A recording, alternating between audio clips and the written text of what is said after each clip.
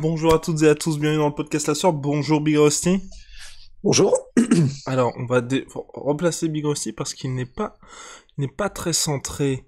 Voilà, en tout cas, ça fait plaisir. On est en direct sur Twitch, vous le savez, et vous êtes déjà plus d'une centaine. Voilà, on a eu notre cher Natural Born Killer qui nous a dit bon les gars, faut un peu se dépêcher. Guillaume, faut que j'aille bosser dans 40 minutes. Donc là, ça y est, on a lancé le live. Soit.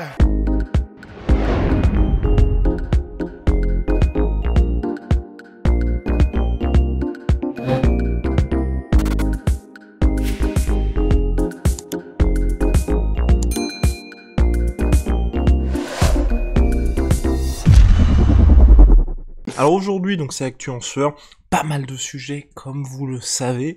On va commencer par quoi? Est-ce qu'on commence par le record de l'UFC, en tout cas financièrement, l'UFC qui cartonne, puisque là, Endeavor peut se frotter les mains, donc Endeavor, la société qui a racheté l'UFC en 2016 pour 4 milliards, là l'UFC vient tout simplement de réaliser son meilleur semestre historique et a, je crois, plus de doublé, enfin une augmentation de 70% par rapport au deuxième trimestre. Alors, si vous prenez le deuxième trimestre de 2020 par rapport au deuxième trimestre de 2021, ils ont fait un bond de 70% en termes de revenus l'UFC, alors que, et c'est ça le plus impressionnant, que les Fight Night sont toujours à huis clos. Ouais, bah de toute façon, l'UFC pendant le Covid, tu sais, on l'avait déjà évoqué, mais c'est vraiment une des entreprises qui a le plus cartonné littéralement sur la planète en fait. Parmi celles qui ont ce statut aussi monstrueux, parmi en particulier les entreprises sportives, s'entend. Et donc là, enfin, c'est une confirmation par les chiffres. Donc maintenant, ça continue d'être officialisé le fait qu'ils sont en train de tout démonter.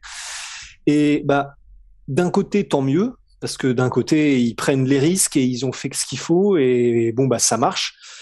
Bah, de l'autre, en fait, c'est un peu toujours pareil, quoi. Ça cartonne. Mais est-ce que les combattants s'y retrouvent? Probablement que non, puisque je pense pas qu'il y ait eu, comment dire, une augmentation au moins proportionnelle du salaire des combattants moyens. Donc bon, voilà, c'est cool parce que si l'UFC explose, c'est bon pour le sport. Mais voilà, c'est comme d'hab, quoi. Ce serait bien qu'il y ait un petit retour aussi pour les fighters. Exactement, au niveau des chiffres, on est donc à, pour être exact, l'UFC a généré 106,6 millions de dollars lors du deuxième trimestre 2021, et en 2020, pardon, en 2021, on est à 258,9 millions de dollars sur la même période. Donc voilà. Et il y a un mec qui avait débunké ça d'ailleurs sur Internet, pas qu'il l'a débunké, mais en fait, apparemment, oui, John la S. manière dont les Nash. chiffres ont été... Oui, je sais pas si c'est ça du coup, mais en tout cas, il y a un gars qui, parce que ça ne fait pas une augmentation de 70%. En fait, quand tu vas de 106 à 253, ça fait pas 70%. En gros, c'est les 70%, c'est 106 millions. Et du coup, pour avoir la somme d'avant, il faut faire 253 moins 106 millions. Et là, ça fera la somme qui, lorsque tu en fais 70%, te donne 253 millions. Et voilà, merci Rust. Heureusement que ce monsieur, bah oui, ça fait plus de 70%, ça ferait plus de 100%. Vu, en fait, une fois que tu l'as vu. Ouais. Oui. Ah là bah attends, ouais. là. Et comme quoi, c'est parce qu'on a des lunettes, ça. Enfin, alors oui, donc on a Benny Blanco de Bronx qui nous dit le bon vieux Big Rusty qui martyrise les sacs de frappe. Ouais, martyrise, c'est un bien grand mot. On se fait plaisir, en tout cas, ça c'est sûr. Et ça c'est le principal, en tout cas c'est le plus important. On a pas mal et d'ailleurs, oui, je tiens à spécifier que tous les gens qui ont dit que oui, important, comment dire, complètement. Oui, que le sac ne frappe, ne rend pas les coups et que il y avait pas de défense. Et vous avez tout à fait raison. Mais c'est que en fait, tout simplement, au moment où j'ai fait cette vidéo, je prenais juste un peu de plaisir. Et c'était il y a un petit bout de temps déjà. Et quand tu m'as demandé une petite vidéo, du coup, je te l'ai envoyée. Mais j'étais absolument pas en mode échange interactif avec le sac où tu travailles la défense, les déplacements, etc. Je me faisais juste plaisir. Donc vous avez raison. Arrête de te faire plaisir, s'il te plaît, c'est assez désagréable. et, et par contre, est-ce que tu peux aussi expliquer aux gens pourquoi est-ce que tu n'avais pas de gants, ni de bandes, ni rien du tout? En fait, maintenant, je travaille plus que comme ça quand je peux, en fait, parce qu'au Fitness Park, ils veulent que tu mettes des gants. Mais quand je peux, en fait, je travaille maintenant plus que point nu. En fait, tout simplement parce que j'aime bien me dire que je suis dans les conditions les plus proches du réel possible et j'aime pas la sensation, en fait, d'être aidé. Et lorsque tu mets des bandes, ça cimente vraiment ton poignet. Donc quand tu combats, c'est parfait, hein, parce que du coup, ça t'évite de te péter le poignet, etc. Si la tête du mec en face bouge au moment où tu envoies ton coup, bah tu sais, t'as le poignet qui peut vriller, machin, c'est jamais bon. Donc les bandes en combat, c'est parfait. Mais sur une cible comme un sac que tu peux visualiser correctement, qui ne bouge pas, et donc tu as moins de chances de te péter la main ou de te la vriller ou de machin, je préfère travailler d'une manière la plus naturelle possible, et donc sans bande ni gants, en fait. J'aime bien au niveau de la gestion des distances, parce que le padding, ça rajoute quelques centimètres, donc elle est un tout petit peu différente. Et puis surtout, ça t'oblige à frapper d'une manière qui est différente quand tu es point complètement nu. Et je préfère, je trouve ça intéressant. Voilà. Merci beaucoup Ross, pour pour Au cette revoir. explication. Excuse my French, but thank you. C'est un des Oh, commentaires qu'on vient d'avoir. Oh, pas oh, mal. wow. Pas mal. Parfait, ouais, j'avoue. Pas mal. Ouais, au début, je me suis dit, bon, on va se faire insulter. Mais non. Donc, en tout cas, merci. Bien, on va avancer. On a pas mal de demandes aussi, bien évidemment. On va faire très très court, Rust, sur Bisping McGregor. C'est Hmm. parti. 1 minute, pas plus. Une minute pas plus. Bah, pour moi, c'est donc encore un échange de Conor McGregor qui, de toute façon, il a pris le lance-flamme et là, il court dans la rue et il arrose tout le monde. Cette fois-ci, c'était Bisping qui a pris. Seulement, moi, j'ai bien aimé la réponse de Bisping et j'aurais aimé que son tweet, ce soit que cette première phrase qu'il a mise, qui était l'argent ne fait pas de toi un homme, petit bonhomme. Alors déjà, j'aurais bien aimé qu'ils mettent pas petit bonhomme parce que je sais pas pourquoi est-ce que Michael Bisping a une espèce de fixette sur les gens qui sont de plus petits gabarits que lui. Ça m'a toujours un peu étonné. Avec Dominique Cruz, c'était pareil. Avec Thor Lombard, pareil. Mais s'il avait juste mis cette première phrase, j'aurais été punchline KO of the Year, tu vois, au MMA Awards. Mais après, il a continué, c'était un peu moins cool. Mais juste ça, ça m'a fait plaisir en fait. Je sais pas si ça a un petit peu sonné les cloches de McGregor parce que c'est quelque chose qui sonne tellement vrai à propos de quelqu'un comme McGregor que ça sert à rien juste d'étaler sa richesse, d'étaler son bif partout tout le temps et de faire comme si c'était ça la métrique du réel succès dans la vie. Donc j'étais content. Et il en faut, hein, bien sûr. Je suis pas en train de dire l'argent ça sert à rien. Non, évidemment, là c'est le nerf de la guerre. Mais de faire de l'argent sa personnalité, je sais pas quoi. Donc On voilà, a, c'était tout. on a Chocapic. Merci Rusty pour le podcast de qualité avec Cyril. Mais c'est vachement intéressant. De toute façon, c'est un influenceur, donc c'est cool parce De on toute peut façon, traiter de beaucoup de c'est sujets. vachement intéressant qu'on me remercie. Non, c'est vachement intéressant. Quand je reçois des compliments, j'adore ça. Euh, non, mais c'est vraiment intéressant parce que D'ailleurs, on c'est. n'a pas beaucoup de remerciements sur le reportage. Non, mais si. Ouais. Qu'on me couvre d'or, comme dirait le numéro bis. Mais non, mais parce que c'est vraiment intéressant en fait parce que tu sais, bah, on en avait parlé de cette interview-là parce qu'à la base, c'était une interview qu'on avait faite pour le documentaire en fait. Donc ce sont ces interviews. Quand je les fais, ben j'interviewe Fernand, j'interviewe Benjamin, et pour moi en fait ce sont des pastilles que j'utilise ensuite pour illustrer le documentaire. Et là, bah du coup, ça a commencé pareil, et finalement ça a tourné en discussion, mais la plus naturelle du monde en fait. Et ce qui est vraiment intéressant, ce que j'aime bien, c'est que j'aime bien le fait que les gens soient contents parce que c'est la réflexion qu'on avait eue, bah, je sais pas si tu te souviens, Guillaume, mais au début de la sueur, on s'était dit, mais putain, on adore ces formats de podcast. Pour l'instant, ce sont les Américains qui le font, un peu comme Joe Rogan, qui sont vraiment des flots pas montés, pas édités, juste des discussions d'humain à humain. Et s'il y a des silences, il y a des silences. S'il y a des hésitations, il y a des hésitations, mais juste un flot qui est organique et naturel. Et là, honnêtement, aujourd'hui, on a tellement tous, autant qu'on est là, enfin, la société dans laquelle on vit, je vais absolument pas faire une espèce d'analyse de comptoir merdeuse, tu vois. Mais juste, un truc dont j'ai l'impression, c'est qu'on a tous là, l'authenticité, c'est vraiment un truc qu'on recherche, tous autant qu'on est, j'ai l'impression. Et je trouve que ces formats-là, ben, c'est pas forcément quelque chose que la télé permet, c'est pas forcément quelque chose que même les grosses chaînes permettent, parce qu'il faut que ça aille vite, il faut que machin. Mais ça a son succès aux États-Unis pour une raison. Et si Joe Rogan est qui il est aujourd'hui, bah c'est pour une raison, c'est que c'est ce que les gens demandent. Et du coup, j'étais content qu'il y ait une vraie résonance par rapport à cette interview, qui est pas un format traditionnel, c'est juste un flow. Mais du coup, c'est bon signe si les gens accrochent, parce que nous, c'est ce qu'on voudrait aussi, des échanges avec les gens qui soient les plus naturels possibles. T'effaces presque le côté interview pour laisser place au côté discussion, quoi. Merci pour cette parenthèse, Big Rusty. D'ailleurs, on a un message, oui, Rust enchaîne les masterclass. C'est vrai. Rust enchaîne les masterclass. On a Casio qui nous dit à son retour, McGregor va éclater son adversaire même si c'est Kamaru Usman. Non, il faut... Ça va être chaud quand même. Faut pas dire des bêtises, monsieur. Faut pas dire des bêtises. Non, mais plus sérieusement, tout dépend de l'adversaire de Conor McGregor. Quoi qu'il en soit, il sera là, selon toute vraisemblance. On le dit quasiment à chaque fois, hein. Mais là, il faut vraiment gagner là pour Conor McGregor pour rester dans le jeu. Et Natural Born Killer qui nous dit aussi la punchline sur le Legacy est aussi pas mal, oui, de Michael Bisping, qui a dit oui, c'est quoi, c'est l'héritage de Conor McGregor se supprime aussi vite que ses tweets, je crois, parce que McGregor a tendance à insulter en ce moment dans ses tweets et à les supprimer juste après. On enchaîne, Rust, avec un autre sujet, bien évidemment, du moment, qui était Jorge Masvidal. Allez, Jorge Masvidal qui Tu savais même pas ce que j'allais dire. Je ne savais même pas ce que t'allais dire. Donc Jorge Masvidal qui est sur le retour, battu par Kamaru Usman le 24 avril dernier pour le grand retour de l'UFC en Floride. Ça le comble pour la revanche face à Kamaru Usman. KO, donc il avait déjà été battu par TKO. Cette fois-ci, il s'est pris un KO tout simplement, Jorge Masvidal. Et là, il veut revenir, et quand je dis veut revenir, c'est qu'il a toujours des ambitions sportives et des ambitions de titre. Il a même call out 2 adversaires potentiels. Honnêtement, moi je trouve que ça pourrait se faire. La question maintenant, c'est quand. Et est-ce que qu'est-ce que l'UFC va te faire de Jorge Masvidal? Parce que je pense qu'il est dans une situation compliquée, parce que c'est une vraie star. Donc où est-ce que tu le places? Et à mon avis, c'est pas simple, parce qu'il est trop gros, à mon sens, pour même être au main event d'un UFC Fight Night. Ouais. Bah ouais. Et si quand on dit ça, on se réfère aux chiffres, aux très bons chiffres en pay-per-view qu'il a fait.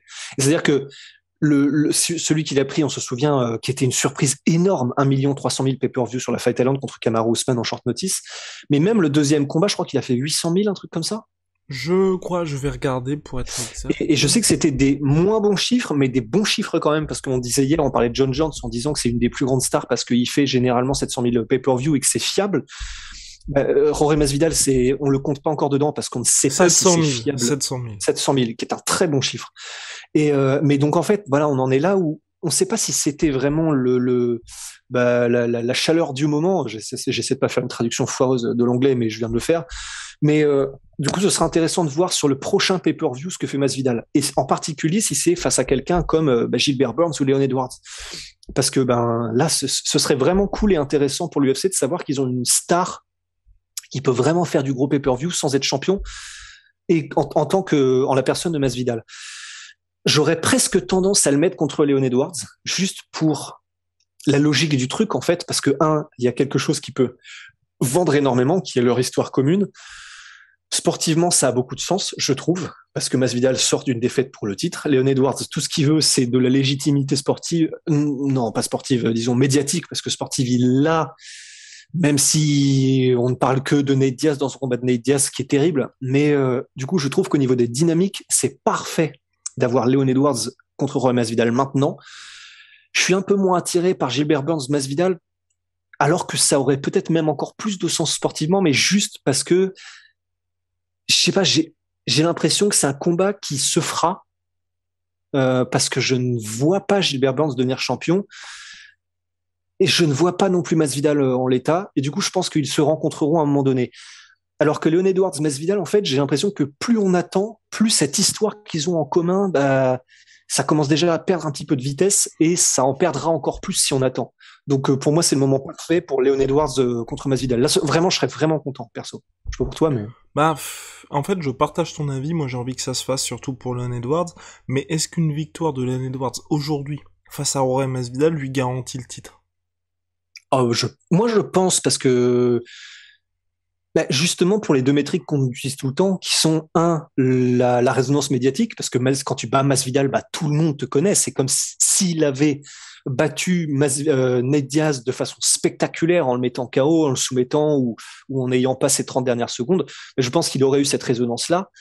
Mais du coup, là, je pense que contre Masvidal, c'est quelqu'un qui sort de 2 pay-per-view à plus de 700 000 ventes. C'est quelqu'un qui sort de 2 combats pour le titre. Donc je pense que là, l'UFC n'aura aucun mal au niveau de leur rhétorique à vendre une victoire contre Masvidal comme étant une raison légitime de lui offrir le title shot. Alright. Je pense, hein. Personnellement, moi, je serais plus fan quand même de Burns. d'un combat Burns entre Jorge Masvidal, parce que non, oublie ce que je viens de dire. On va faire. Putain, c'était court comme détour. Non, mais ce que je veux dire, c'est que dans les deux cas, je trouve que ça va plus servir celui qui va battre Masvidal. Dans le sens, Oui, c'est sûr. si Masvidal, ce que je veux dire, c'est que j'ai pas l'impression que Masvidal ait beaucoup à gagner contre Leon Edwards ou contre Gilbert Burns, en fait. Mhm. Non, c'est vrai. Bah, le problème, c'est qu'il y a plus grand nom. Il a pas beaucoup à gagner médiatiquement. Mais par contre, voilà, Wallabox 75 propose quelque chose, et là, je suis pour. Masvidal versus Luque et Burns versus Edwards.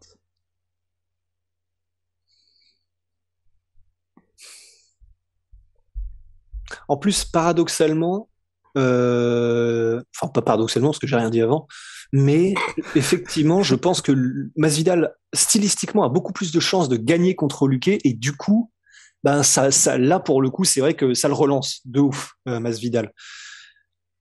Et Gilbert Burns et Leon Edwards, je pense que c'est très serré aussi probablement. C'est très Même si je serré, donne... et en plus, c'est deux gars, en fait, qui sont, au regard de cette catégorie welterweight, même s'ils ont des vraies ambitions, qui sont, aujourd'hui vraiment dans le mix, c'est clairement les gars les moins appréciés, on va dire, du grand public en général, tu vois. Et là, pour le coup, tu peux faire Burns Edwards en main et quand event. on dit... Oui, vas-y. Juste quand on dit moins apprécié, qu'on se fasse pas torpiller, tu vois, c'est pas en termes de les gens ne les aiment pas, c'est juste en termes de les gens les connaissent moins. Exactement. Et eux, tu peux les mettre parfaitement en main event d'un Fight Night. Et dire le prochain a le title shot. Enfin, le vainqueur a le title shot.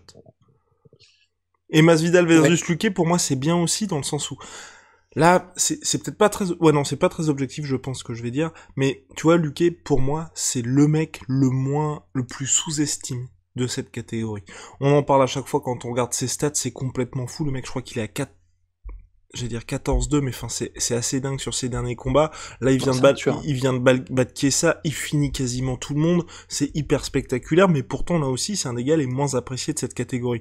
Avec Masvidal, tu sais, en plus, tu vois, à la différence de Leon Edwards et de Burns, tu sais que s'il gagne, et d'autant plus contre Masvidal, ça va être un feu d'artifice. Donc, c'est un mec qui va vraiment bénéficier de cette rampe de lancement autre que juste affronter un nom. Parce qu'on a vu ce qui s'est passé Leon Edwards contre Nate Diaz, c'était très beau, c'était méticuleux, c'était minutieux, mais il y a pas de moment véritablement spectaculaire au cours du combat qui permettent ensuite à l'UFC de capitaliser là-dessus. Et là, j'enlève complètement le moment où Leon Edwards a failli se faire finir par Nate Diaz. C'est juste que ce qui a été très compliqué, c'est que je pense que l'UFC aussi se sont dit, merde, on lui a filé un nom, il n'y a pas ce moment type Jorge Masvidal contre Ben Askren ou Masvidal contre Darren Till, où tu peux te servir de ça pour dire, bah ça y est, là on a un mec qui est en train de devenir une star. Luque contre Masvidal, si Masvidal s'impose, bah c'est reparti. Si Luque s'impose, vous pouvez être sûr que ça va être hyper violent, et que là les gens ils vont faire, oui ok, il y a ce Brésilien là, il est très très très très chaud. Ouais, j'avoue. Bah, je suis juste déçu parce que du coup, j'aurais aimé avoir Leon Edwards d'un pur point de vue martial. J'aurais bien aimé voir un combat juste en termes de compétences contre compétences, Masvidal versus Leon Edwards, en plus de leur vécu. Mais effectivement, t'es en train de me convaincre aussi, ça a plus de sens. Bah, voilà.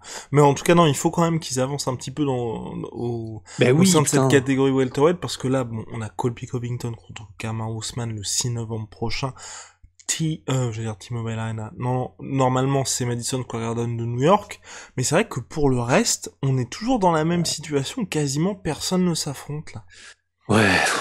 En vrai, ça commence à être relou. Enfin, vivement que ça se débouche parce que c'est... Qui est-ce qu'il a combattu et contre qui il a perdu déjà, Wonderboy? Récemment? J'ai un trou de mémoire. Wonderboy, il a perdu contre Gilbert Burns. Oui, contre Burns, du coup. Et oui. Luque a battu Chiesa.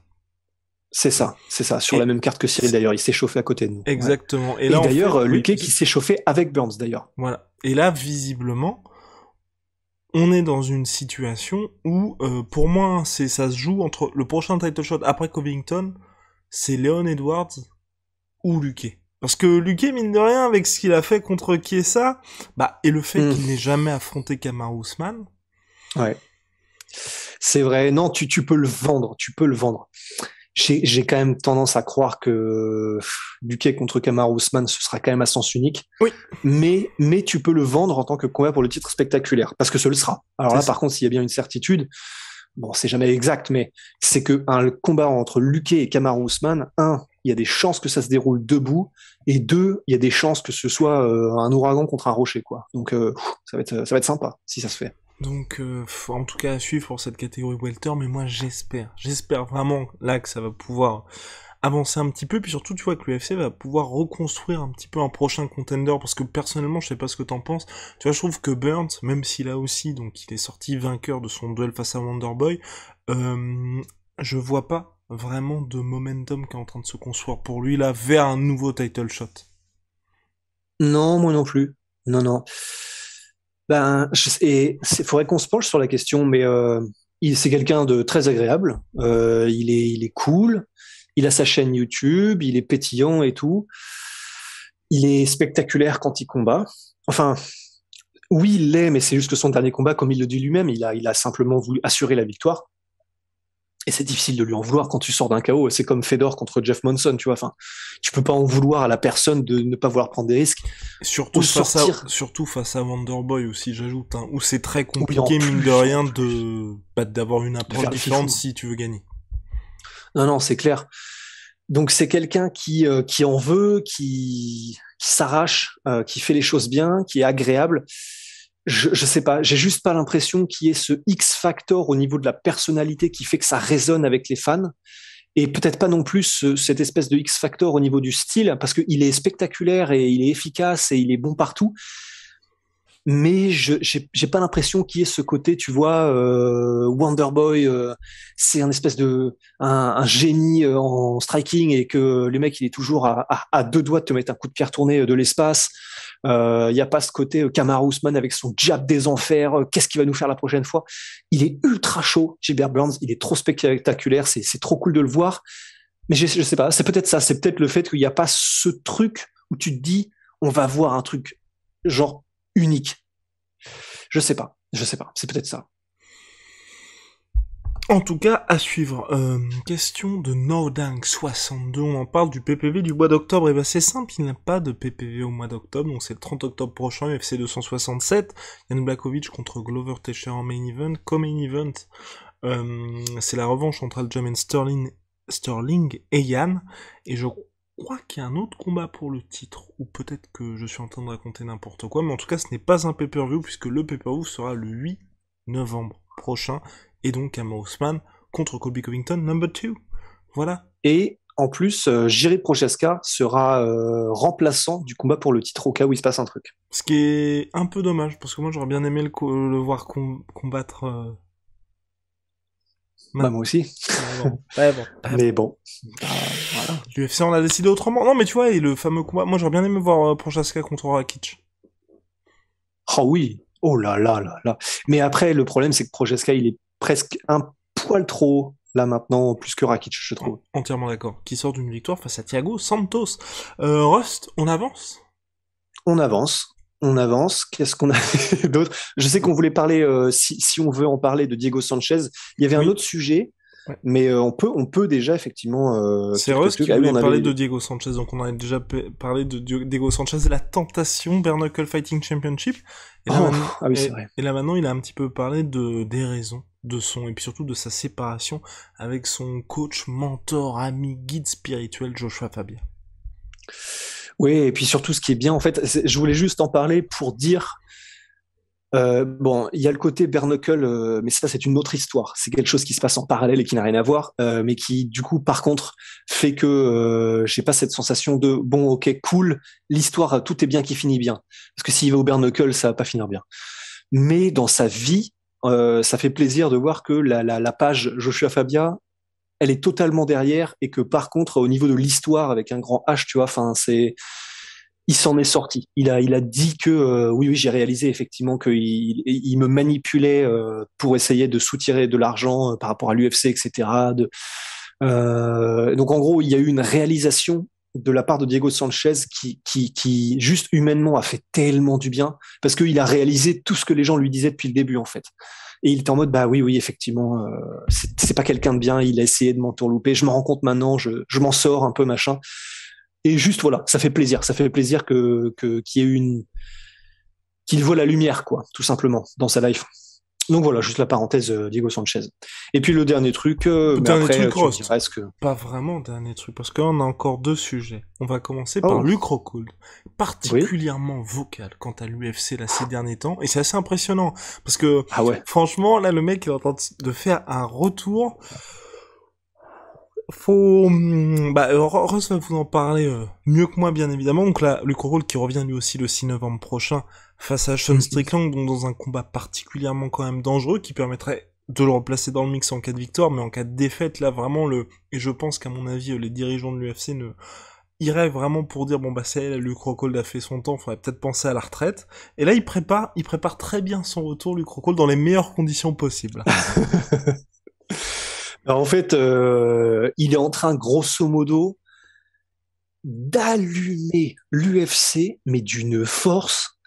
Et là, clairement, il y a rien, il ne s'interdit rien. Alors, c'est bien d'un côté parce que ça veut dire que il a comment dire, le fuck you money qui va derrière. Donc, c'est-à-dire qu'il n'a pas peur, et il l'a dit à maintes reprises, mais qu'il n'a pas peur, en gros, de ce pourquoi les combattants en général ne parlent pas, qui est la sanction financière, parce que Luke Rockhold a des contrats de mannequinat, etc. Je crois que c'est Ralph Lauren.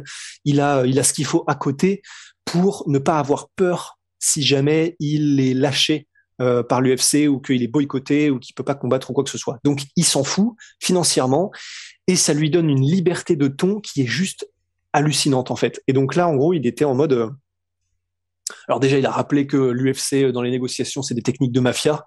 Il a utilisé le terme. Hein. Il a dit ce sont des techniques de mafioso. C'est absolument dégueulasse ce que fait l'UFC avec les combattants.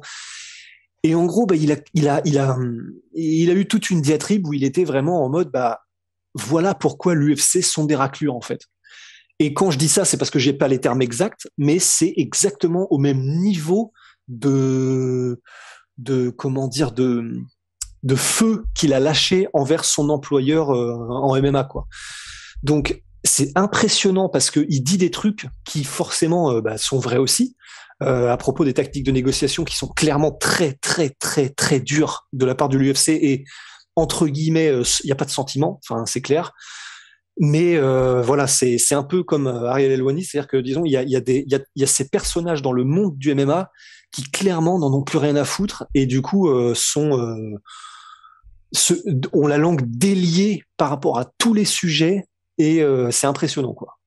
Et il avait dit donc en juillet dernier, lors d'une interview accordée à MMA Fighting, je ne vais pas accepter un combat qui ne m'excite pas, je ne vais pas y aller combattre quelqu'un qui ne m'excite pas ou qui n'excite pas mes fans. Il n'y a aucun intérêt, j'ai été champion du Strikeforce, j'ai été champion du monde UFC, je n'ai pas besoin de revenir pour combattre un minable qui ne m'excite pas. Je préfère ne pas revenir, si vous voulez que je combatte, donnez-moi quelque chose qui m'excite, donnez-moi quelque chose qui excite mes fans, mes gens et nous tous. Sinon, allez vous faire bip et laissez-moi partir parce que je ne vais pas faire ça. Donc là, c'était quand l'UFC lui avait proposé pour la première fois Sean Strickland. Et c'était bien évidemment avant la victoire de Strickland face à Uriah Hall. Depuis, Strickland s'était imposé lors de son premier main event à l'UFC face à ce même Uriah Hall et entré par perte, Zefraka, au sein du top 10 de l'UFC chez middleweight, il est 8ème désormais, et donc il intéresse Luke Rockhold, qu'il a quand même qualifié, je crois, de nobody ou quelque chose comme ça, et donc là, Bon, il l'a arraché aussi, ouais. donc là, les deux vont prochainement s'affronter, mais ouais, bizarre hein, de la part de Luke Rockhold, je trouve, parce que on savait qu'il y avait les relations avec Dana White n'étaient pas forcément au beau fixe, tu vois, mais revenir, tu vois, ça fait plus de 2 ans qu'il a pas combattu à l'UFC, tu te dis, pourquoi pas entamer, on va dire, un nouveau cercle, enfin, un nouveau cercle, entamer un cercle plutôt plus vertueux avec l'UFC, bah non, là, il y va full blast, parce qu'en plus, on a vu par le passé, Dana White, tu sais, qui a changé un peu de fusil d'épaule, je pense notamment avec Kamaru Usman, où il est passé quand même du mec qui se faisait exploser en conférence de presse par Dana White après avoir dit bah j'étais qu'à 30%, et aujourd'hui Dana White qui est quand même en train de dire bah il a dépassé Georges Saint-Pierre, c'est l'un des plus grands de tous les temps. Après, je pense que la différence, c'est que là, c'est pas quelque chose que l'UFC va pardonner facilement, et je pense que Luke Rockhold le sait et s'en tape. C'est-à-dire que là, en fait, c'est pas Luke Rockhold qui dit de toute façon, je combats, j'y vais à 30%, et en gros, machin. Et en gros, c'est quelque chose que l'UFC pourrait, si ça change, bah, l'UFC peut aussi changer son fusil d'épaule. Là, il a dit des trucs, Luke Rockhold, qui à jamais, je pense, dans sa relation avec l'UFC, ce sera quand même une plaie béante, tu vois. Mais pourquoi faire ça? Pourquoi dire ça? Parce que je pense que, comme on le sait, tu vois, les contrats de l'UFC, une fois que tu es dans ton contrat, c'est compliqué d'en changer, d'en sortir, et comme le disait Sean O'Malley, du coup, qui que ce soit que tu combattes et quelles que soient les conditions, tant que tu es dans ton contrat, t'auras pas de paye plus élevée, t'auras pas de cadeaux, en fait. Oui, mais Rust. Alors là, Et, là, je vais me faire l'avocat enfin, j'allais dire ok. du diable, non, mais de l'UFC. Euh, Luke Rockhold, il a pas combattu depuis 2019. 2019, je pense, à mon avis, qu'il surfait toujours, tu sais, sur le contrat qu'il avait, qui lui a quand même permis d'être champion UFC face à Chris Weidman. Ensuite, qui a eu le combat pour le titre intérimaire face à Yoel Romero. Donc, à mon sens, Luke Rockhold avait plus de valeur marchand, entre guillemets, en 2019 qu'aujourd'hui. Puisqu'aujourd'hui, la catégorie middleweight s'est renouvelée. Tout le sport a avancé finalement sans lui. Et donc, c'est pour ça que j'ai un peu de doute sur le fait que Luke Rockhold veuille plus d'argent aujourd'hui qu'en 2019. Bah, en fait, je pense pas qu'il veuille plus d'argent. Enfin, oui, évidemment, il veut probablement plus d'argent aujourd'hui qu'en 2019, mais je pense pas que ce soit ça, à mon avis, le nœud du problème. Le nœud du problème, c'est que probablement le fait qu'il était probablement déjà pas forcément content en 2019 et qu'il l'est encore moins aujourd'hui, c'est simplement que, et comme il l'a dit, il estime que l'UFC profite des combattants et ne les paye pas à leur juste valeur. En 2019, probablement qu'il le pensait déjà, mais c'est simplement qu'il était actif, qu'il était machin. Maintenant, en fait, je pense qu'il est vraiment en mode, donc ça n'a pas changé, déjà, la manière dont il voit les choses, et maintenant, il est vraiment en mode, bah, et évidemment que ça n'a pas changé. Et puisque ça n'a pas changé, de toute façon, on est en contrat, on est en business. Moi, j'aime combattre, je veux combattre et je veux des trucs qui m'excitent. Donc, proposez-moi des combats parce que l'UFC est obligé de proposer aussi, de te proposer des combats, enfin, chaque année. Et en gros, bah, il était en mode, bah, proposez-moi des combats, je les accepterai, je les accepterai pas. Mais c'est pas ça qui va m'empêcher, et encore moins aujourd'hui, de dire à quel point vos méthodes sont honteuses et vous ne nous payez même pas le quart de ce qu'on vaut réellement. Donc je pense qu'il est juste en mode comme ça en fait. C'est pas forcément qu'il veut être payé plus, c'est que maintenant il en a encore moins quelque chose à foutre de dire que les combattants ne sont à son sens pas payés du tout à leur juste valeur.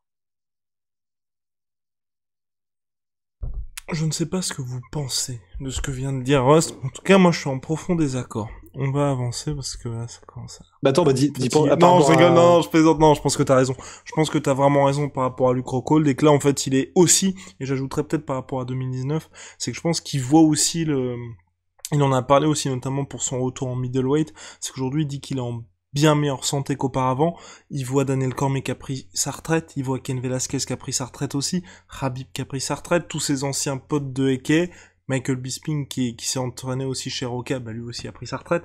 Donc à mon avis, il se dit, il me reste plus beaucoup de temps aussi, donc il veut maximiser aussi ses dernières sorties, à mon sens. Et puis son grand rival, Chris Weidman, qui là s'est blessé malheureusement, qui cherche, en tout cas c'est ce qu'il a dit, à avoir un comeback une fois qu'il sera remis de sa blessure, même si là aussi ça va être compliqué, donc je pense qu'il y a ça aussi. Mais après, il y a quelqu'un qui dit dans le chat, tu vois, ça va être très compliqué pour Luke Rockhold parce qu'il pèse pas assez tout simplement pour que Dana White change d'attitude envers lui. Bah non, c'est sûr, à moins que là, s'il réalise une très très grosse performance contre Sean Strickland, ce serait au moins intéressant. Ce serait très intéressant de voir la dynamique qui s'instaure parce que Sean Strickland, je crois du coup maintenant il est numéro 8, un truc comme ça. Il est huitième, ouais. Si Luke Rockhold revient et qu'il démonte Sean Strickland, ben je suis juste très curieux de voir comment ça va se passer. Très curieux. Ah ouais, tu penses qu'il pourrait, parce que voilà, Luke Rockhold en a parlé aussi, mine de rien, il a parlé d'Adesanya, de ses envies de titre, il bat Sean Strickland, il est numéro 8. Ça veut dire qu'il est quoi après à 2 combats du title shot, hein? Ouais, un truc comme ça. Ouais. Après, C'est compliqué, hein. c'est compliqué.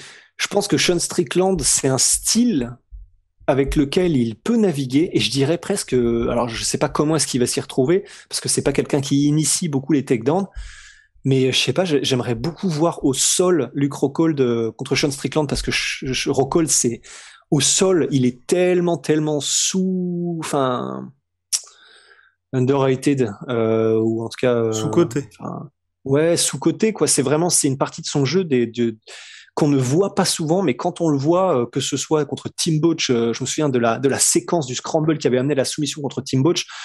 C'était juste magnifique, quoi. Ou la soumission Flawless. contre Bisping. Ouais, Flawless. vraiment. Et même les vidéos d'internet sur l'internet que j'avais vu du coup, juste d'entraînement. Avec Chiesa, c'est complètement dingue. Parce qu'on dirait son gosse, en fait, Chiesa. Et en plus, Chiesa l'avait dit après que genre Rockhold au sol, c'était juste du délire en fait. Et du coup, ben moi, par plaisir, j'ai envie juste de voir Luke Rockhold peut-être faire un petit peu le patron au sol et donc arriver avec une soumission, un truc comme ça, qui montrerait qu'il a un jeu qui est différent d'avant, mais tout aussi létal. Et ça me ferait vraiment plaisir, toi. Parce que le problème, c'est que maintenant, j'ai trop peur. Debout, il reste extrêmement compétent, mais j'ai juste trop peur en fait. Enfin, À ouais, voir en j'aurais. tout cas. Mais pour moi, ça dépendra vraiment aussi de l'UFC mineure, parce que au contraire de cette catégorie welterweight, la catégorie middleweight avance, puisqu'on aura bien, Enfin, avance, puisque bientôt on aura Marvin Vettori contre Paulo Costa, Jared ouais. Cannonier qui affronte Kelvin Gastelum, et Derek Brunson contre Darren Till. Là, bien évidemment, Rust en parlera bien mieux que moi dans les prochaines semaines. Et donc voilà, tu vois, tout le monde s'affronte, et là, peut-être que l'UFC donnera ça à Luke Rockhold, c'est pas l'adversaire le plus bankable, le plus bing-bing. Jack Hermanson contre Rockhold ensuite, en cas de victoire contre Sean Strickland. Ouais, ouais, bah pourquoi pas. Mais j'ai la sensation que le croco le dira, c'est un mec qui m'excite pas du tout, tu vois. Bah je pense, bah même moi, c'est... Après c'est très compliqué, hein, parce que là je suis en train de... Peut-être, ah tiens, si, là pour le coup ce serait intéressant. Et là, tu propulses un petit peu du Rockhold vers le title shot, et je pense que ça aurait du sens. Si Jared Cannonier s'impose face à Kevin Gastelum, donc Cannonier est numéro 3. Gastelum, là Ouais, je regarde le classement, il est numéro 9. Donc quoi qu'il arrive, Cannonier ne gagnera pas de place en s'imposant contre Gastelum. Tu fais Cannonier contre Luke Rockhold ensuite. ouais, ouais, ouais, carrément, carrément. Ce serait intéressant aussi. Pas forcément excitant pour si, ce sera excitant dans le sens pour les fans qui vraiment sont des fans pour le coup du sport, mais pour ceux qui ne s'y connaissent pas trop, je pense qu'il y en a beaucoup, beaucoup plus qui connaîtront Rockhold que Cannonier, et je pense qu'il prendra ça en considération, Rockhold, qui sera en mode, le problème c'est qu'en fait personne ne connaît Cannonier, quoi. Parce que j'ai l'impression que ça fait partie des choses qu'il prend en compte. Donc, Exactement. Bah, à voir. En tout cas, on a à voir. Heymeister qui nous dit, selon Javier Mendes, Islam Makhachev a humilié Rockhold au sol en sparring. Oui, c'est ce que Javier Mendes a dit dans le, je crois, le Mike's Week podcast. Je crois que c'est dans cette émission-là. Enfin bref, il avait expliqué que les deux avaient tourné et qu'avec ses sweeps, je cite Javier Mendes, il avait fait voler Luke Rockhold à plusieurs Damn. entraînements, et justement Javier Mendes avant les entraînements avait dit vas-y doucement quand même Luc, parce que bon c'est un petit machin, et Rocco a fait c'est quoi Straknar à la fin. Wow. Ouais, ouais, ouais. Non, mais c'est dur de dire ça de la part de Javier. Normalement, Ouais, ça, c'est le c'est... genre de truc qui reste dans les vestiaires, parce que Bah, c'est quand même un énorme taquet à Rockhold, quoi. mais maintenant Rocco ne s'entraîne plus à Eke, hein, donc bon. Oui, c'est peut-être pour ça, d'ailleurs, ouais. Putain. Bon enfin, bon Damn. on va terminer oui sur deux petites choses, oui. Khabib Nurmagomedov qui a dit qu'il avait acheté des actions de l'UFC Big Rusty. C'est vrai? Ouais, ouais, c'est ce Après, qu'il a dit. tout le monde peut le faire, non? Exactement, en cadre d'une conférence de presse, on lui a même posé la question est-ce que c'était un cadeau de l'UFC, et il a répondu, Khabib, toujours dans son style, si honnête, je n'aime pas les cadeaux. On peut dire que j'ai acheté les actions, oui. Ce serait vrai de dire ça. Donc voilà. Bah, en même temps, ouais, il aurait raison, hein. Là, c'est le moment ou jamais d'acheter des actions, et parce que vu ce que fait l'UFC, c'est clair. Mais ça n'a en soi rien d'exceptionnel, puisque vous et moi et vous et nous pourriez en acheter si vous vouliez, quoi. Tout le monde peut acheter des actions de l'UFC. Est-ce qu'on finirait pas sur la minute liméraire, Rust? Si, mais alors du coup, on en parlait ce matin en faisant l'ordre du jour, mais j'ai son nom, mais j'ai un peu oublié l'histoire exacte, mais c'est un ancien vétéran du Pride qui s'appelle Edson Drago, Drago avec deux G, et qui a été chopé en possession, je crois, de 22 livres de cocaïne, un truc comme ça. Donc c'est voilà la petite minute limeray d'un combattant qui combattait encore, hein, il était encore actif, il me semble, je crois qu'il a combattu, il a combattu 2 fois cette année. et qui, je ne sais pas où il était dans sa life, mais en tout cas à un point où il fait passeur pour 10 kilos de cocaïne, quoi. Donc intéressant. Comme quoi, Un il y a, bon, un bon 5 sur l'échelle Limeray. comme quoi, il y a pas mal de passerelles possibles, comme vous voyez, quand vous faites du MMA. Mais un bon 5 sur la chaîne Limeray? Oui, pas plus, parce que finalement, comment dire, il y a rien de, y a rien de spécial, quoi. Alright, alright, alright. Bon, bah voilà, vous le voyez, il est quand même assez dur hein, avec ce cher Edson Drago. On a fait le tour des actualités du moment, je pense, là, pour le coup. Ouais, je pense, ouais. Mm. On répond à une ou deux questions? Allez, chaud. Allez, bah n'hésitez pas. Si vous avez des questions, c'est le moment d'envoyer tout ça. On a la Castagne qui dit les contes du Père Hostie sur l'histoire du Pride, ce serait lourd. Bah, ce serait lourd, mais wow, ce serait un sacré travail. Dans le sens, c'est fou, il y aurait tellement à dire. Mais et en plus, alors ce serait intéressant parce que il y aurait énormément à dire parce que c'est une histoire qui est monstrueuse. Ce serait vraiment le plus dur, ce serait de savoir comment dire par quel bord le prendre. Mais en plus de ça, c'est un truc qui est pas mal entouré de, c'est pas d'incertitude, mais un petit peu de mystère dans le sens où il y a des choses qui se sont passées avec le Pride où c'est clairement des trucs de dessous de table, c'est clairement des trucs un petit peu derrière les rideaux que personne ne sait vraiment, mais tu sais qu'il y a des trucs un peu louches auxquels nous simples mortels n'auront pas accès facilement, je pense. Du coup, en fait, ce serait vachement intéressant de voir l'histoire connue, mais je pense qu'il y a tellement de trucs qui se sont passés en soum-soum qu'on saura jamais, que ce serait presque frustrant, en fait, je pense.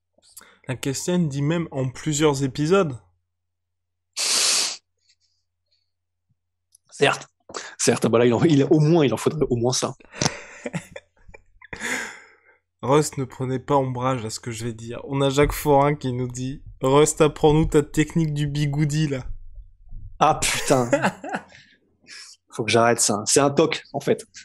Le problème, c'est que bon, j'espère qu'il y a plus personne ou presque qui nous écoute là, mais oui, c'est un toc. En gros, dès que je réfléchis à un truc et que j'ai la main droite libre, je fais des putains de bigoudis. C'est un toc. Faut que j'arrête ça.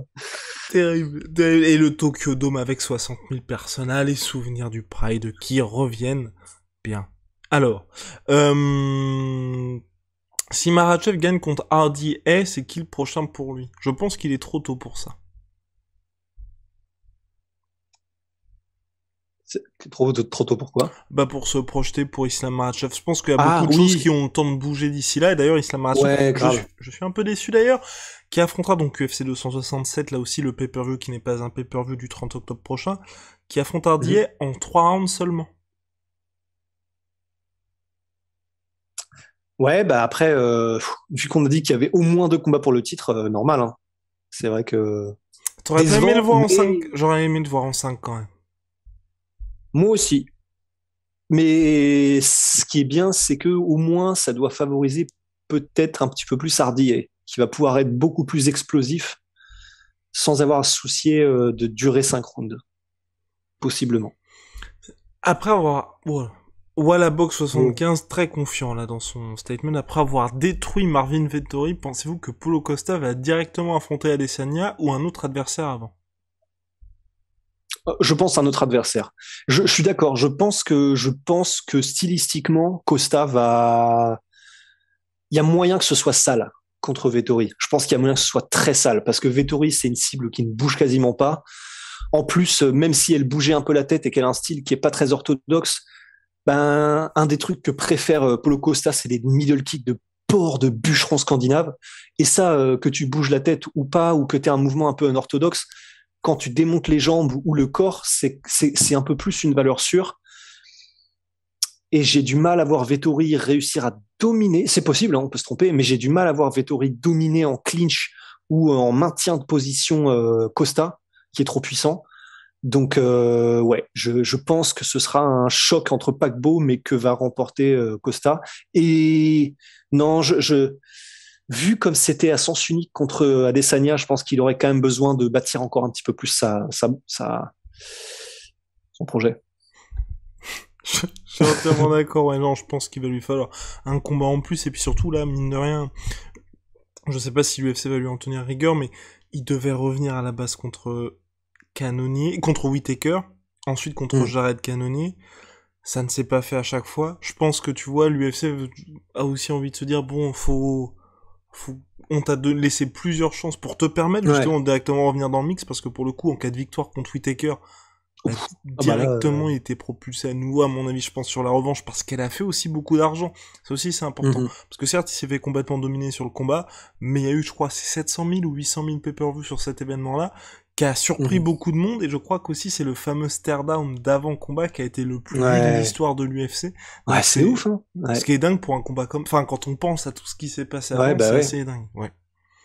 Non, Donc, c'est clair. donc je pense qu'il est assez proche tant qu'Adesanya est champion, en fait. Oui. Donc voilà. Ah puis ah bah et bah parfait. Donc la castagne sera la dernière question Rust. On voulait en parler, on s'est dit il y a peut-être pas de traction, mais finalement, est-ce qu'Adesanya versus Jones c'est toujours envisageable? Bah, ça revient un tout petit peu timidement sur la table parce que du coup, il y a eu l'interview avec Ariel Helwani de Adesanya qui, lui, a l'air confiant en le fait que ça va se faire. Bah, personnellement, c'est vrai que c'est vraiment la dernière des choses auxquelles je pense, en ce moment en tout cas. J'ai vraiment, il y a Jones Ngannou, il y a Cyril Gane versus Jones, à la limite. Il y a Jones en embuscade. Il y a Jones, pourquoi pas, si jamais il décide, mais là, je pense que ça ne se fera pas non plus, qui revient en light heavyweight. Mais le Jones Adesanya, là, en l'état, après que Adesanya ait perdu contre Blakovic et que John Jones soit monté en heavyweight, pour l'instant, ça paraît très lointain quand même. Je partage entièrement ton avis. Là, je pense que vraiment ils sont dans des sphères complètement différentes et que le train est vraiment passé depuis la défaite d'Israël Adesanya face à Ouais, Jan Blachowicz. Là, clairement, il y avait justement pas mal de discussions, enfin de rumeurs en tout cas sur le fait que John Jones peut-être attendait un petit peu de voir ce qui allait se passer entre Blachowicz et Adesanya pour pourquoi ouais, pas ouais. redescendre et affronter Easy. Là, clairement, comme tu l'as dit, ils ont vraiment d'autres choses à faire et d'autres préoccupations parce que clairement là on voit que l'UFC a vraiment cette volonté, en tout cas, de donner le plus de challengers possible à Adesanya au sein de cette catégorie middleweight. De son côté, John Jones s'est vraiment tourné vers Mm. 2022 et vers ce qui va se passer entre Cyril Gane et Ngannou. Peut-être, pourquoi pas directement affronter euh, Francis. Ouais, non, vraiment, moi, j'y crois pas du tout. Surtout, dans quelle catégorie aussi, tu vois, dans quelle catégorie et dans Ouais, quelle comment tu peux réussir à aligner à tout aligner pour que les deux s'affrontent. ouais. C'est ça. Parce que Ne là serait-ce honnête, que là, vas-y pardon. non, non, bah moi j'allais dire, ne serait-ce que le temps que Adesanya récupère une traction pour une montée en fait. Parce que c'est une chose, et c'est pas juste, parce qu'il a pris Blakovic quand même, donc c'est dur. Mais c'est une chose quand Anderson Silva va de temps en temps démonter des light heavyweight quand il s'ennuie un peu en middleweight, mais qui ne sont pas des gros light heavyweight non plus. Et donc là, tu pourrais, tu sais, tu peux construire un peu comme vraiment à l'époque, tu vois. Alors là, là pour le coup, ça fait très longtemps.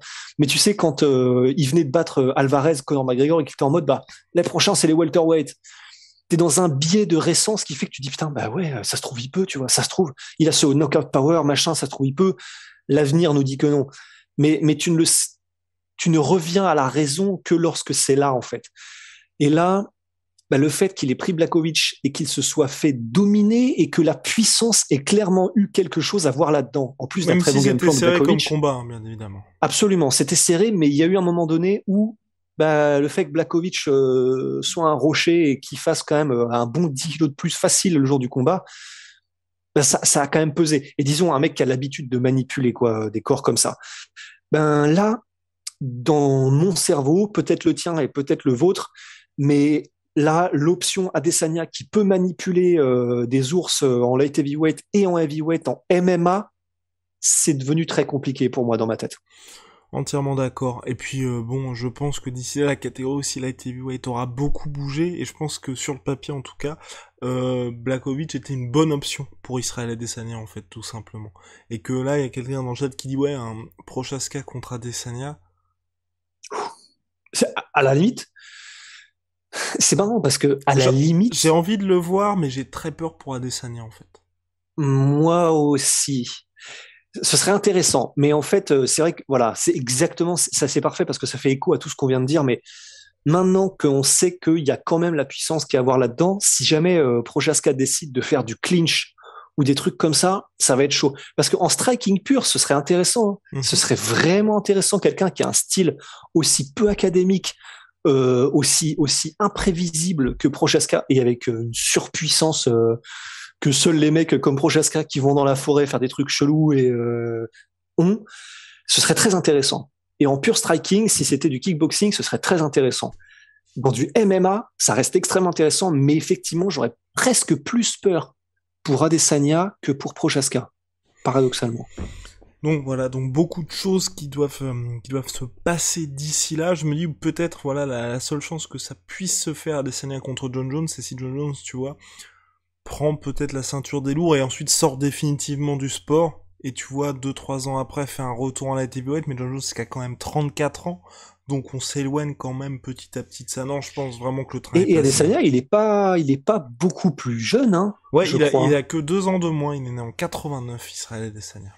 C'est ça qui est ouf, c'est que John Jones et Adesanya, ils ont des parcours qui sont tellement différents, mais Adesanya, c'est pas, il vient d'arriver en tant que champion, mais il est pas non plus au niveau de l'âge aussi frais qu'on pourrait instinctivement le penser au vu de Frais son dans le kilométrage de sport, mais MMA. pas au global. C'est ça. Ouais. Donc bon, non, mais vraiment, moi, j'y crois plus. Et puis, c'est vrai que, par rapport à ça aussi, hein, on en parle assez souvent, et c'est pour ça que Ngannou Jones ne s'est toujours pas fait. Il faut aussi que l'UFC ait envie de mettre un petit peu les billes vers ça. Quand je dis envie de mettre les billes vers ça, Conor McGregor contre Habib, la UFC était all-in vers ce combat-là. Là, je pense que l'UFC était pas, j'ai pas envie de dire pas trop chaud, mais au début, on va dire, ils ont pas fait le forcing pour ce que ça se passe, ou même, par exemple, un Dillashaw contre Cerudo, où très vite, ça s'est matérialisé. Là, Jones contre Adesanya, l'UFC en parlait, mais c'était bon, on va voir ce qui va se passer, il faut qu'Adesanya défende sa ceinture, ensuite il y avait Blachowicz, enfin ils y sont pas allés directement. Là aujourd'hui je pense qu'on est encore plus loin, et donc ouais, ou faudrait, même là je vois pas comment ils peuvent faire ça, tu vois, faudrait qu'Adesanya passe de middleweight à heavyweight pour affronter John Jones. Ouais, ça paraît chaud quand même. Ça paraît très très chaud. Il pourrait dans le sens où il suffit juste qu'il cote pas de poids et en forçant un peu, il fera plus de 93. Non, sans forcer, il fera plus de 93 kilos, ce qui est donc le rang éligible pour les poids lourds, puisqu'il faut donc faire entre 93 et 120. Mais ce serait une première. C'est sûrement déjà arrivé, mais pour quelqu'un d'aussi haut profil, d'arriver en dessous des 100 kilos, et contre quelqu'un qui sera un vrai poids lourd, c'est tendu quand même. C'est tendu. Et surtout, je ne le rappellerai jamais assez, mais Jamais. la philosophie d'Adesanya qui était de ne pas gagner de poids face à Jan Blachowicz a montré ses limites lors du combat pour le Ouais. titre, tu vois. Et je pense que là, s'il affronte John Jones, il fera pas du tout, mais vraiment, et surtout que bah il a vu dans quoi il avait péché, il fera pas du tout la même erreur, donc c'est pas non plus quelque chose qu'il pourra faire, on va dire, dans une situation où tu sais, tu lui dis, bah vous me donnez 6 mois, et puis ensuite je vais faire ce combat-là, soit en Ouais. light heavyweight, soit en heavyweight. Faudrait qu'il prenne vraiment son temps, et donc, quand je dis prendre son temps, ça veut dire, mine de rien, figer une catégorie à l'UFC. Et on l'a vu, vous l'avez vu aujourd'hui avec la catégorie light, enfin, la catégorie heavyweight et donc Cyril Gane contre Derek Lewis, l'UFC n'a pas le temps. Et Mhm.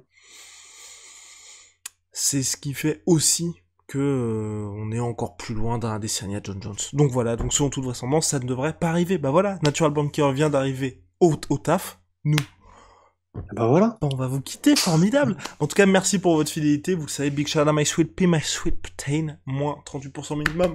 Surtout my protein. Always there. Damn. Avec le code la Oh sueur. no. Oh no. Et Venom, sponsor de l'UFC. Wouh! Sponsor Et de la Tsume. sueur. Vous le savez, bien évidemment, et Tsume, là, malheureusement, nous ne faisons pas les podcasts au studio dernièrement, mais bientôt, on va avoir un plus grand podcast. Oh, un plus grand podcast. Wow, wow, wow, wow. Arrête de dire n'importe quoi, Guillaume. Un plus gros studio. Donc, normalement, on croise les doigts. On va prendre les clés dès demain. Et on y arrive, allez, à partir de septembre, je pense. Début septembre. Début septembre, les gars. Un nouveau studio. Ça se professionnalise petit à petit. Ouais, ouais, et on devrait y être un peu plus souvent normalement. E- Donc, Exactement. ce sera cool. Exactement. Merci de votre fidélité. À très vite pour de nouvelles aventures. On se quitte sur l'outro et sur notre cher Darren Till. See ya, Darren, Rusty. see ya.